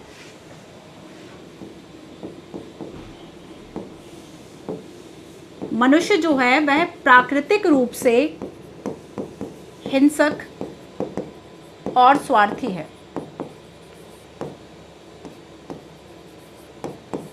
और अगर प्राकृतिक रूप से हिंसक और स्वार्थी है बच्चे, तो आपको सुरक्षा के लिए नियम चाहिए, सुरक्षा के लिए सामाजिक अनुबंध चाहिए, नहीं चाहिए? तो यहां पर कहा कि शांति बनाए रखने के लिए कोई ना कोई एक सर्वोच्च सत्ता होनी चाहिए जो उस चीजों को कंट्रोल करे। इन्होंने कहा कि सुरक्षा व्यवस्था के लिए जरूरी है, इन्होंने कहा कि सुरक्षा व्यवस्था हेतु राज्य आवश्यक है। इन्होंने कहा अगर शांति बनाए रखना है, सुरक्षा बनाए रखना है, तब राज्य आवश्यक है।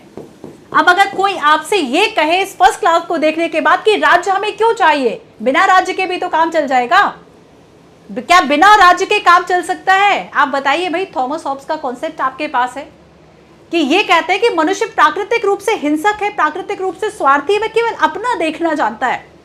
और इसी चीज के लिए बहुत जरूरी है, क्या जरूरी है इस चीज के लिए? एक सामाजिक अनुबंध होना चाहिए। जो लोग समाज में रह रहे हैं उनके बीच में एक अनुबंध हो, कुछ नियम बनाए जाए। शांति बनाए रखने के लिए, सुरक्षा बनाए रखने के लिए किसी का डर होना चाहिए? नहीं होना चाहिए। घर में अगर पापा ना हो तब कैसा रहता है माहौल? शांति और डर का, स्पेशली जब बच्चे 18-20 साल के आसपास के। तो क्या है, डर होना चाहिए। डर से ही आपको क्या लगता है कि अगर आज यूएसए से सब डरते, इसलिए डरते हैं कि वो बहुत बहुत बहुत प्यार करता है, ऐसा कुछ है, बहुत उसकी सॉफ्ट पॉलिसी से इसलिए डरते हैं। क्यों डरते हैं? उसके पास विश्व में सबसे ज्यादा ताकत है। उसकी जो सेना की बात करें या बाकी हम सिस्टम की बात करें, बहुत ज्यादा पावरफुल है। ऐसे ही वह सुपर पावर नहीं है। अब कॉन्सेप्ट्स आगे बढ़ते हैं कि आज से 75 वर्ष पहले या तो कमजोर शांति की बात करेगा। आज से 75 वर्ष पहले अगर हम शांति की बात कर रहे थे, क्योंकि हमारे पास जो पैसा था वह केवल इतना था कि हम अनाज में आत्मनिर्भर हो पाए। जो जब हमारा देश आजाद हुआ, हमारे देश में गेहूं इंडोनेशिया और यूएस से आता था। हम अपने अनाज में जो है वह आत्मनिर्भर नहीं थे। आपको लगता था कि उस वक्त हमारे पास जो आज हथियार है, आज जो आधुनिक रक्षा सैन्य प्रणाली उस वक्त थी। तो या तो हम शांति की बात तब करते हैं जब हम कमजोर हो, लेकिन आज 75 वर्षों के बाद जब हम शांति की बात करते हैं तो हम विद हथियार, विद परमाणु नाभिकीय हथियार हम शांति की बात करते हैं। रोज इसरो कुछ ना कुछ नया कॉन्सेप्ट लेकर आता है। अभी आपने लेजर बीम का नया कॉन्सेप्ट देखा कि आप ड्रोन या मिसाइल से उनको लेजर से मार गिराएंगे। तो आप जब या तो शांति की बात, सच बात है, या तो शांति की बात कमजोर करेगा या शांति की बात ऐसा व्यक्ति करेगा जिसको पता है कि भाई अगर हम आगे बढ़े तो फिर अब कुछ नहीं बचेगा। इसलिए तो लोग कहते हैं कि 2 विश्व युद्ध तो फिर भी हो गए, तीसरा विश्व युद्ध अगर हुआ ना तो फिर तो भाई पत्थरों से ही लड़ा जाएगा। क्योंकि एक ने अगर अपना परमाणु और नाभिकीय हथियार चला भी दिए, दूसरे के बाद फिर भी उतने शेष रह जाएंगे कि वह सामने वाले को ठीक ठाक नुकसान पहुंचा देगा। तो आज का अगर हम शांति और सुरक्षा की बात करें, लोग इसलिए थोड़ी ना एक दूसरे पे हमला करते हैं कि बहुत सज्जन प्रकृति के हैं। आप शेर को नहीं खाओगे तो शेर आपको नहीं खाएगा। जब शेर के सामने जाओगे तो वैसे भी पता चल जाएगा। क्या है इस बात का आंसर? आप शेर को नहीं खाओगे तो शेर आपको नहीं खाएगा, छोड़ेगा नहीं। तो यहां पर क्या है बच्चे कि सुरक्षा व्यवस्था के लिए इन्होंने कहा कि जो राज्य है वो कैसा है बच्चे? आवश्यक है। सुरक्षा व्यवस्था के लिए राज्य आवश्यक है। आपको समझ में आ गया? एरिस्टोटल राजनीतिक प्राणी कहते हैं, तो प्लेटो आदर्शवाद की बात करते हैं। यहाँ पर मैकियावेली राजनीति और नैतिकता को अलग अलग मानते हैं। कहा कि भाई राजनीति का नैतिकता से कोई संबंध नहीं है, सत्ता पाने के लिए जो कुछ भी करना पड़े सो सही है। और वही सोशल कॉन्ट्रैक्ट मानते हैं थॉमस हॉब्स, और सामाजिक अनुबंध की बात करते हैं। कहते हैं कि प्राकृतिक रूप से हिंसक है और इसीलिए जरूरी है सामाजिक अनुबंधों में रहना। इसलिए जरूरी है कोई ऐसी सर्वोच्च सत्ता हो जो हमें, ठीक है। चलो 15-20 मिनट और पढ़ते हैं। तो ये तो हमने पढ़ लिया भाई। अब एक और पार्ट पे आती हूँ, थोड़ी सी चर्चा हम पाठ्यक्रम पे करते हैं। एक एक टॉपिक वाइज मैंने आपको बता दिया, सारी चीजें इसमें लिखी हुई। ये पीडीएफ आपको मिलेगा, ये सिलेबस का पीडीएफ आपको मिलता है, शायद प्रोवाइड भी कर दिया होगा, कोई मुझे बताएगा। अगर चाहते हो कि युद्ध ना हो तो युद्ध के लिए तैयार रहो। बिल्कुल सही कहा। वैसे भी शांति के लिए युद्ध बहुत जरूरी है। एक बात बताओ, इसमें बच्चे आपका polity, governance, IR, internal security, यहाँ पर जो दिया हुआ है ना सारा सिलेबस, उसमें आपका जो फर्स्ट पेज है इसमें पॉलिटी के टॉपिक्स लिखे हुए हैं, जिसमें कि आपका हिस्टोरिकल बैकग्राउंड है, ऐतिहासिक पृष्ठभूमि है, कैसे हमारा संविधान बना, हम उसको पढ़ते हैं। तो बेसिकली मैं आपको थोड़ा सा सिलेबस के बारे में जो डिस्कशन है वह कर देती हूँ।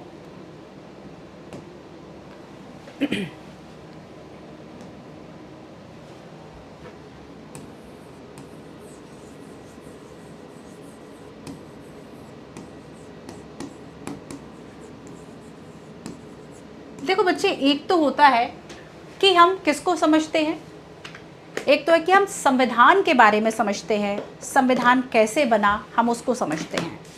मैं आपको टॉपिक्स बता देती हूँ। तो एक तो है बच्चे कि संविधान की पूरी रूपरेखा हम समझेंगे, संविधान कैसे बना, क्या उसके सोर्सेस थे,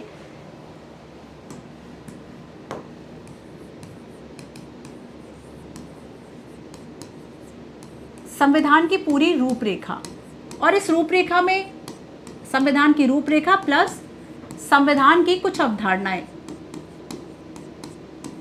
कुछ बेसिक कॉन्सेप्ट्स हम समझते हैं संविधान के बारे में, उनमें कई विषय आ जाते हैं। संविधान की रूपरेखा प्लस कुछ अवधारणा। मैं अभी बहुत माइक्रो लेवल पर सिलेबस आपको नहीं बता रही हूँ कि एक एक पॉइंट बता दूँ, एक एक पॉइंट भी आगे हम क्लास में बताते जाएंगे, हर क्लास में थोड़ा थोड़ा डिस्कशन हम करते जाएंगे, ठीक है।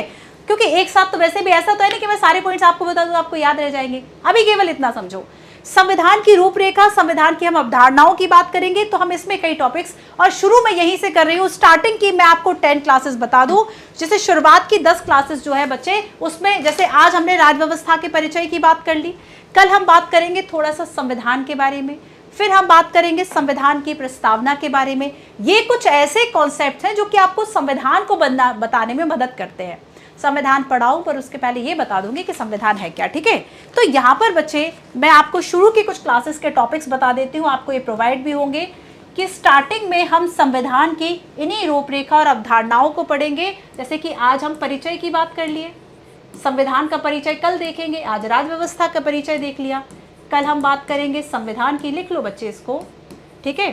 फिर हम बात करेंगे प्रस्तावना के बारे में, फिर हम बात करेंगे थोड़ा सा विशेषताओं के बारे में, संविधान की विशेषताएं, फिर हम बात करेंगे संविधान के दर्शन के बारे में, फिलॉसफी आखिर हमारे संविधान की क्या है, किसी देश की सरकार कैसे चलती है, अलग अलग तरीके से चलती रहती है। हमारे देश में जो राष्ट्रपति है वह हो गई रबर स्टैम्प, यूएसए का देखो डोनाल्ड ट्रंप पूरे विश्व को हिला रखा है, टैरिफ टैरिफ टैरिफ।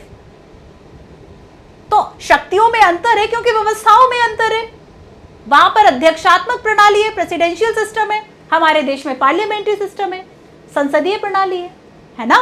तो यहां पर बच्चे ये शासन पद्धतियां कई तरीके की होती हैं, हम उसको पढ़ेंगे। तो विशेषताएं, दर्शन, शासन पद्धतियां, अभी भी संविधान के बारे में कुछ हम समझेंगे कि संविधान आखिर कैसे बना, और फिर हम आएंगे संविधान की ऐतिहासिक पृष्ठभूमि के बारे में कि हमारे संविधान के पीछे पृष्ठभूमि क्या रही, कहां कहां से हमें कौन कौन से एक्ट से हमने क्या लिया। फिर इसके बाद मैं आगे जो नेक्स्ट पढ़ाऊंगी, ठीक है, इसके बाद आपका जैसे कि इम्पोर्टेंट है फंडामेंटल राइट है, मौलिक अधिकार है, आपके नीति के निदेशक तत्व हैं, ठीक है, फंडामेंटल ड्यूटीज़ है, सारा सिलेबस हम कवर करेंगे, फिल्म्स और मेंस दोनों का। इन 60 क्लासेस के बाद आपको पॉलिटी के लिए कुछ पढ़ने की ज़रूरत नहीं रह जाएगी, ठीक है। सारी चीज़ें क्लास में हम डिस्कस कर लेंगे, समझ लेंगे, मतलब अगर आप कहीं कुछ मैटर मटेरियल पढ़ते भी हैं बच्चे, आपकी अंडरस्टैंडिंग के लिए इनफ होगा, ठीक है, ये क्लासेस। तो ये सारी चीज़ें, संविधान में संशोधन, इसकी आधारभूत संरचना, ये कई ऐसे कॉन्सेप्ट्स होंगे जो कि आपको संविधान की रूपरेखा, इसके बारे में समझाएंगे, सरकार की प्रणालियों के बारे में समझाएंगे। फिर आगे हम केंद्र और राज्य संबंधों की बात करेंगे, इसमें हम केंद्र, राज्य, यूटीज, बहुत सारी चीज़ें पढ़ लेंगे कि संघ क्या है, राज्य क्या है, संघ की राज्य की विधायिका, किस तरीके से प्रशासनिक शक्तियाँ, क्या इसका विवरण है, ये सारी बातें हम पढ़ लेंगे केंद्र राज्य संबंधों के बारे में, संघात्मक व्यवस्था के बारे में। और यहाँ पर आप सरकार के अंगों के बारे में पढ़ेंगे हम, जैसे कि विधायिका है, ठीक है, आपकी कार्यपालिका है, न्यायपालिका है,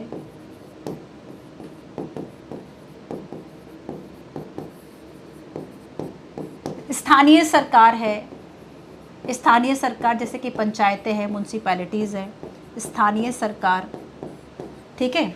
निर्वाचन की बात करेंगे, निर्वाचन की बात करेंगे कि आखिर चुनाव देश में कैसे होंगे, कैसे निर्वाचन होगा। हाँ, ये पीडीएफ आपको मिलेगा मधु, बिल्कुल मिलेगा, आज की क्लास का भी पीडीएफ मिलेगा, ठीक है। देखो अंचल कह रही है पीडीएफ मिल गया, अगर एक बच्चे ने भी लिखा है कि पीडीएफ मिल गया, दैट मीन्स ये प्रोवाइड हुआ है, आप एक बार देख लें कि वो आपको मिल कहाँ रहा है, ठीक है बच्चे। देखो थोड़ा सा तो ये चैलेंज एक रहता है कि अगर आप ऑफलाइन क्लास में आपको चीज़ें फिजिकली मिल जाती है, इसमें थोड़ा सा तो देखो आपको दिमाग लगाना ही पड़ता है, कहाँ पीडीएफ का ऑप्शन है, आइए नहीं आइए, रिफ्रेश कर लो, देख लो, ये सारी चीज़ें। ठीक है, चलो, तो यहाँ पर बच्चे ये सारे कॉन्सेप्ट्स हम पढ़ेंगे। यहाँ पर इलेक्शंस, इसके अलावा हम देखेंगे कुछ ऐसी संस्थाएं हैं जो कि संवैधानिक और गैर संवैधानिक है। संवैधानिक, constitutional and non constitutional bodies, ये किस तरीके से काम करेंगी। कॉन्स्टिट्यूशनल, नॉन कॉन्स्टिट्यूशनल बॉडीज़ हैं, किस तरीके से ये काम करेंगी, हम इसे समझेंगे। ठीक है, किस तरीके से पूरा जो हमारा सिस्टम है वो वर्क करता है, और भी कई ऐसे टॉपिक्स हैं साथ साथ में। तो ये बेसिकली आपका मैंने मतलब स्पेशली ये बता दिया कि हम इन इम्पॉर्टेंट टॉपिक्स, बाकी और भी कई ऐसे सब आपका जो सारा सिलेबस है वो सब कंप्लीट होगा। ठीक है, सारे सिलेबस को हम कंप्लीट तरीके से कवर करेंगे। इसके अलावा और भी कई टॉपिक्स हैं। ठीक है, क्लियर है इतना? तो ये सारे कॉन्सेप्ट हम चलेंगे। अभी हम शुरू करेंगे यहाँ से, अब संविधान की भी थोड़ी सी बात करेंगे। एक बात बताओ, आपके मन में एक सवाल नहीं आया किसी बच्चे के मन में कि मैम आप बात तो पॉलिटी की कर रही हैं और आप कह रही हो कल से कॉन्स्टिट्यूशन पढ़ेंगे, पॉलिटी की बात कर रहे हैं और आप कह रही हैं कि संविधान पढ़ेंगे। समझना तो पॉलिटी है, कॉन्स्टिट्यूशन क्यों पढ़ रहे हैं? ये कल की क्लास में बताऊंगी, लेकिन थोड़ा सा बता देती हूँ। कोई मुझे बताएगा? हाँ बिल्कुल दीक्षा, जो मैंने आपको टर्म्स लिखवाए बच्चे बहुत इंपॉर्टेंट हैं, एंड मैंने आपसे कहा कि क्वेश्चंस भी आए जैसे कि स्टेट के एलिमेंट्स में क्या क्या शामिल है।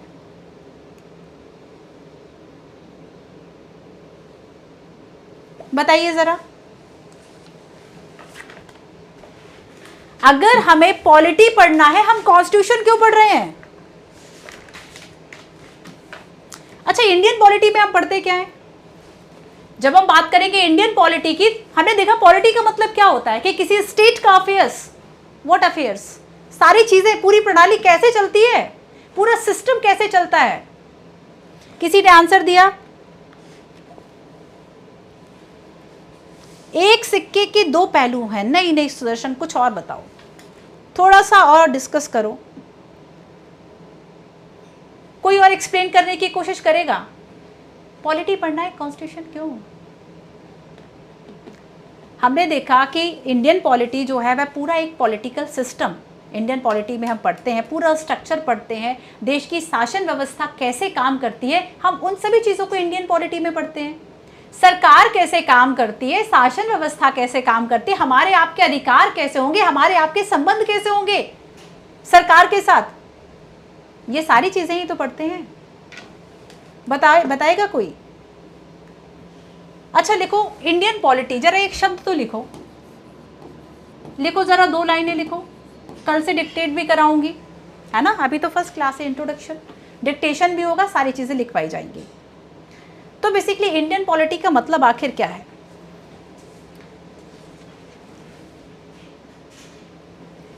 कुछ बच्चे आसपास आए हैं आंसर के, ओके, हाँ हाँ बहुत सही कहा कुछ बच्चों ने, अभी आती हूँ आपके।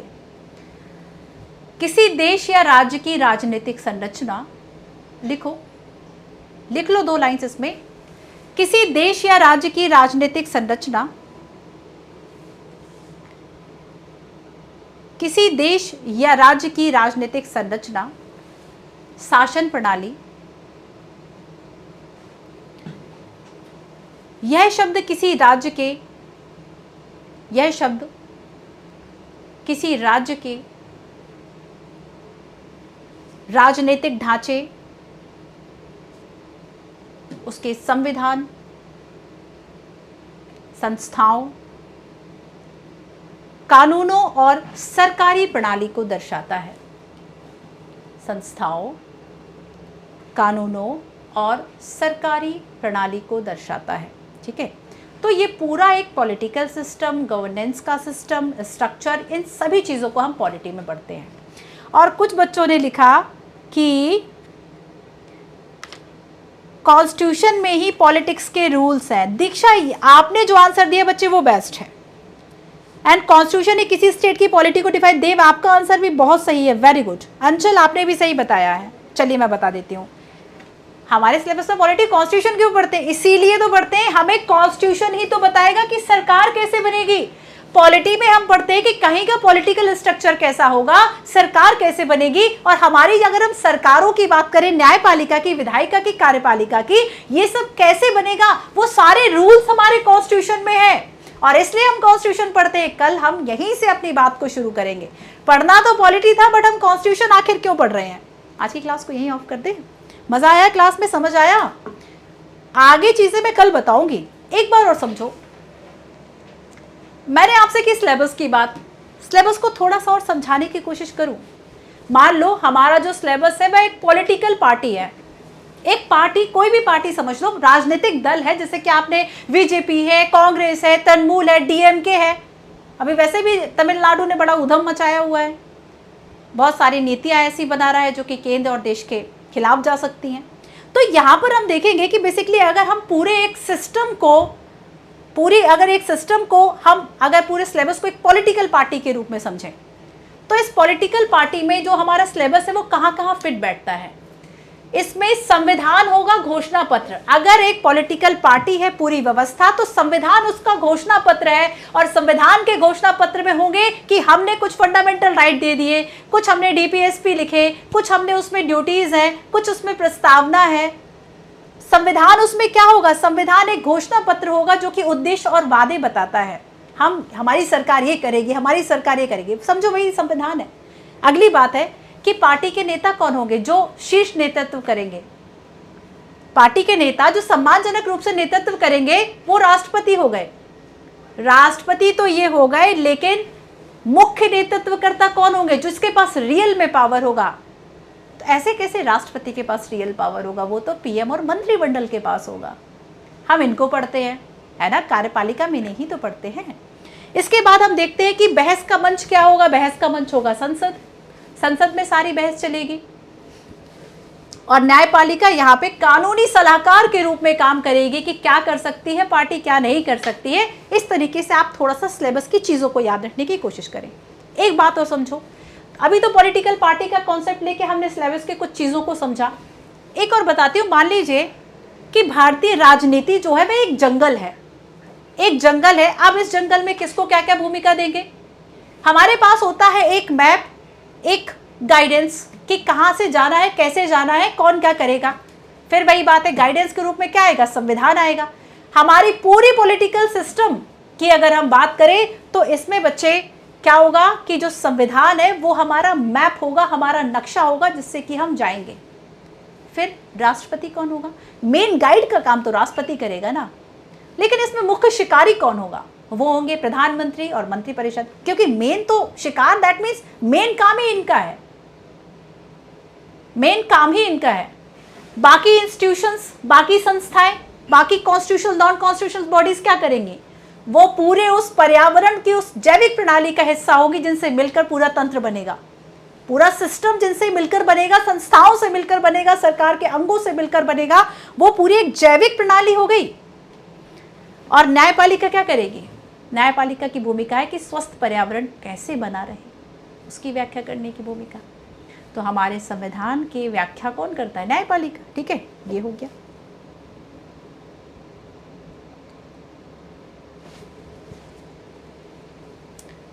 तो मुझे उम्मीद है आपको आज की क्लास समझ में आई होगी, पसंद आई होगी। ठीक है, तो आज के इस क्लास में तो बच्चे केवल और केवल हमने एक थोड़ा सा हमने सिलेबस को समझने की कोशिश की। आगे और भी जब मैं आपको कोई भी टॉपिक पढ़ाऊंगी, सारे सिलेबस, टॉपिक, सब टॉपिक, सारी चीज़ें बताते जाएंगे। आज केवल एक परिचय था, बाकी शायद कुछ बच्चों को मेरे पढ़ाने का तरीका पता हो कि आपको प्रॉपर नोट्स बनवाए जाएंगे, सारी चीज़ें कंप्लीट नोट्स आपको मिलेंगे, PYQ साथ साथ में करवाएंगे। बीच में कुछ ऐसे एक्स्ट्रा सेशंस होंगे ताकि आपके जो डाउट्स हैं उन सारी चीज़ों को हम, वो जो गैप है वो हम फिल कर सकें। ठीक है, क्लियर है इतना?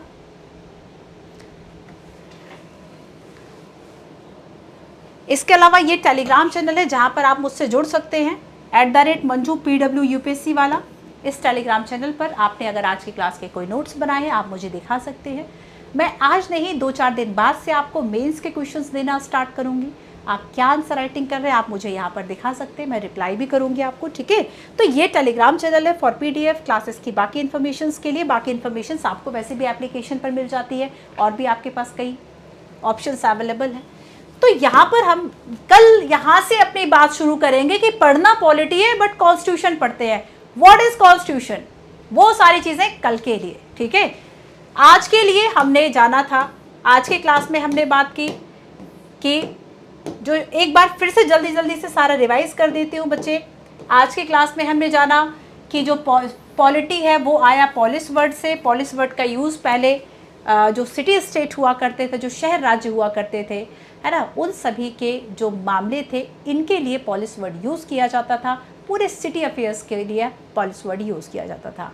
बाद में सिटी स्टेट को किसने किल कर लिया, सिटी स्टेट का कॉन्सेप्ट चला गया। सिटी स्टेट के कॉन्सेप्ट की जगह इनको एम्पायर्स जो है वो आ जाते हैं। एंड एम्पायर के कॉन्सेप्ट के बाद आता है नेशन स्टेट का concept. But India nation state इसलिए नहीं है क्योंकि कोई ऐसी एक कॉमन लैंग्वेज, एक कॉमन रिलीजन नहीं है जो जोड़ेगा। इंडिया डाइवर्स कंट्री है और इसलिए यहाँ पर भारत जो है वो स्टेट ऑफ नेशंस कहा जाता है। ये तो बात हो गई पॉलिटी, पॉलिस वर्ड की। हिंदी टर्म राजव्यवस्था को हमने देखा। राजव्यवस्था में हमने जाना कि राज्य का शुद्ध रूप है स्टेट, राज्य, जिसको आगे डिफाइन करेंगे। पहले हम बात करें, आओ सिस्टम को समझें। हमने जाना व्हाट इज सिस्टम। सिस्टम मतलब कुछ एलिमेंट्स जो है वो आपस में जुड़े हुए होते हैं, इंटरकनेक्टेड होते हैं, इंटरडिपेंडेंट होते हैं। जैसे कि मैंने कहा ह्यूमन बॉडी, अगर हमारा हाथ काम ना करे, एक आंख काम ना करे, कान काम ना करे, पूरा शरीर ठीक तरीके से नहीं चल सकता। एक ऐसे ह्यूमन बॉडी, एक ऐसा हमने देखा कि पूरा एक ऐसा बायोलॉजिकल सिस्टम जो कि आपस में जुड़ा हो, इंटरकनेक्टेड हो और उस तरीके से वो वर्क करता है।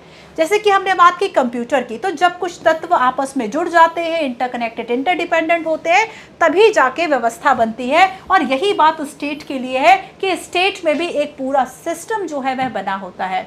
और स्टेट के सिस्टम में होते हैं 4 इंपॉर्टेंट एलिमेंट्स। फर्स्ट एलिमेंट की हमने बात की जिसमें हमने जाना कि भाई जनसंख्या होगी। आप बिना जनसंख्या के एक निर्जन जगह पे चले जाओ जहां पे एक भी पर्सन नहीं है, आप वहां पे चले जाओ, आप कहोगे कि मैं यहाँ का सम्राट हूं, आज से ये मेरा आइलैंड है, मैं यहाँ की महारानी हूं। भाई ऐसा कुछ नहीं है, वहां पे कोई जनसंख्या नहीं है, आप किसको शासित करोगे? कोई जनसंख्या नहीं है, दैट मीन्स कोई देश नहीं है। अगर कोई देश है, कोई नेशन स्टेट है, उसके लिए जनसंख्या का होना बहुत ज्यादा जरूरी है। दूसरी बात है, हवा में आप नहीं कह सकते, समुद्र में आप नहीं कह सकते, या कि आप जहाज पे पासपोर्ट झंडा लगा लो, आप अपनी करेंसी चला लो, है ना, अपने शक्ल के नोट छपवा लो और आप कहो कि आज से हम एक देश हो गए। उसके लिए जमीन होना चाहिए, एक क्षेत्र होना चाहिए। तो भारत के पास तो क्षेत्र है, जनसंख्या है, अपनी एक सरकार भी तो हो भाई, कोई सरकार भी तो हो जो उसको चलाए, कोई एक तंत्र भी तो हो। सरकार में कई अंग होते हैं जो कि मिलकर काम करते हैं। एंड उसके बाद है 1947 के पहले हमारे पास ये तीनों एलिमेंट्स थे, फिर भी हम एक स्टेट नहीं थे। क्यों? संप्रभुता नहीं थी, सोवरेनिटी नहीं थी। हम अपने आंतरिक और बाह्य मामलों में डिसीजन खुद नहीं ले सकते थे। ब्रिटिश गवर्नमेंट बताती थी यहाँ क्या होगा, कितना कर लगेगा, हमें कितनी स्वतंत्रता है, कौन कितना वोट देने के लायक है, नहीं है, ये सारी चीज़ें ब्रिटिश पार्लियामेंट रूल बना रही थी, इंडिया में इंप्लीमेंट। हम सोवरन थे, 1947 के बाद हम सोवरन कंट्री हुए ना बच्चे। व्हाट इज सोवरेनिटी, प्रस्तावना में बात करेंगे, प्रियम्बल में, संविधान के दर्शन में हम इन सभी विषयों को समझेंगे, हर एक कॉन्सेप्ट को समझेंगे। सोवरेनिटी 1947 के बाद जब हमारे पास ये संप्रभुता आती है, चारों एलिमेंट्स हमारे पास हो जाते हैं, तब जाके हम स्टेट बनते हैं।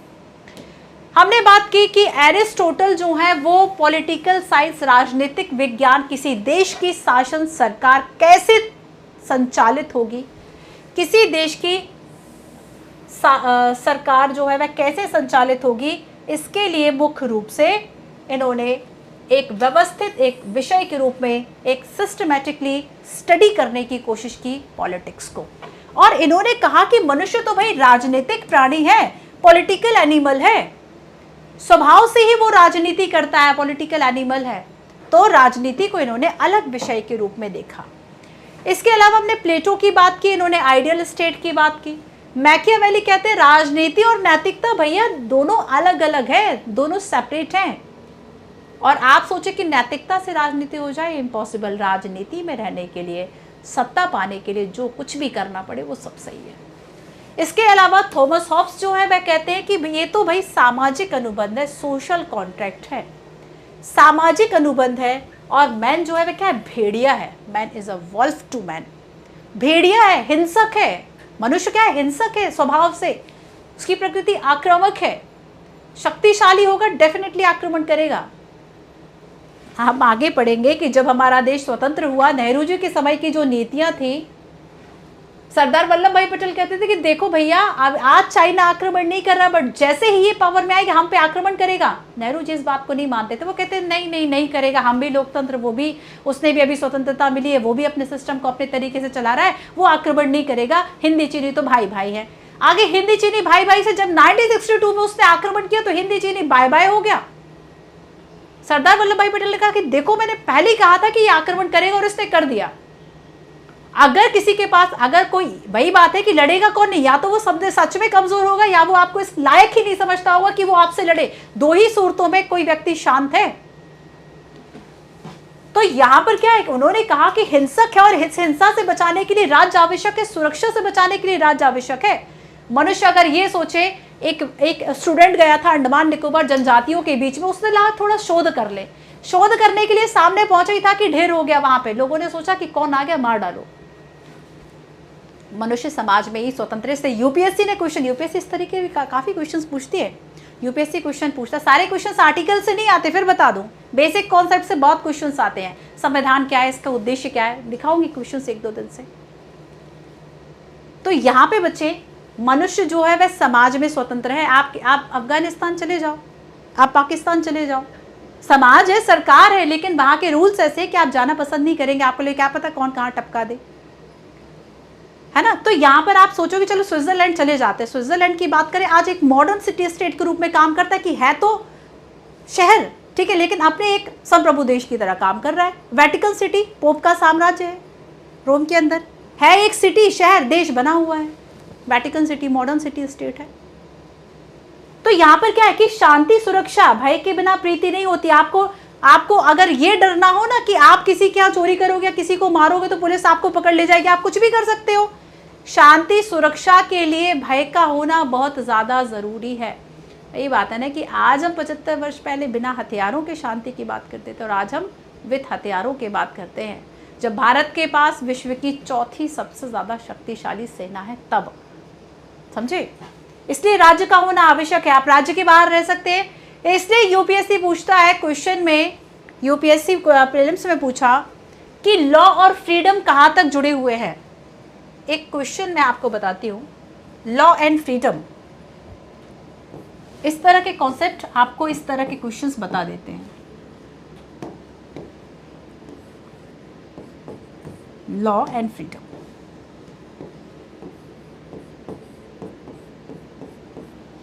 लॉ एंड फ्रीडम का क्या कॉन्सेप्ट है। अगर मैं आपसे कहूं, पहली बात अगर मैं आपसे कहूं कि अगर लॉ है तो फ्रीडम नहीं है।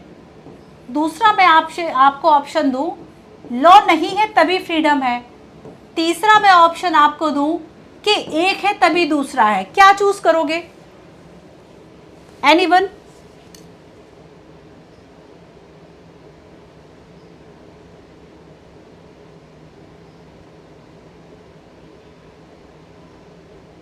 कोई मुझे बताएगा?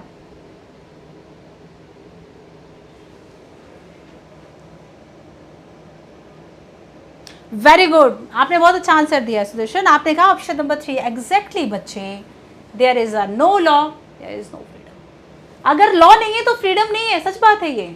आपको लगता है कि अगर कोई नियम नहीं बनाएगा, किसी तरह का नियम नहीं होगा तो आप फ्री होंगे, क्योंकि सामने वाला अपनी फ्रीडम को खींच के आपके घर तक ले गया। अगर कोई लिमिट नहीं है, लॉ नहीं है तो लिमिट नहीं है, लॉ नहीं है, लिमिट नहीं है, तो फ्रीडम आपकी तो नहीं बची ना। आपकी फ्रीडम नहीं बची तो केवल एक व्यक्ति की फ्रीडम से थोड़ी ना देश चलेगा कि एक को अधिकार दे दिए, बाकियों को फ्रीडम ही नहीं है। एक व्यक्ति की फ्रीडम अगर हम इतनी एब्सोल्यूट दे देते कि इसके पास बहुत शक्तियां हैं, बाकी किसी के पास कोई शक्ति नहीं, so there is a no law, there is a no freedom. Law है तो फ्रीडम। वही मैंने कहा, एक व्यक्ति, एक स्टूडेंट जो है शोध करने गया, खुद शोध का विषय हो गया कि अब पुलिस जो है वह सर्च करेगी कि भाई किसने मारा, कैसे मारा, आदिवासियों ने मार डाला। वहां पर अगर लॉ नहीं है, आप सोचो कि आप बात सुरक्षित है, इम्पॉसिबल। इस तरीके के कॉन्सेप्ट्स यूपीएससी पूछ। बहुत अच्छी बात है कि 100% स्टूडेंट ने ऑप्शन नंबर 3 को चूज किया। अरे कुछ लोग 2 वाले भी, अरे भाई ऐसा मत करो, लॉ नहीं है तो कैसे फ्रीडम होगा।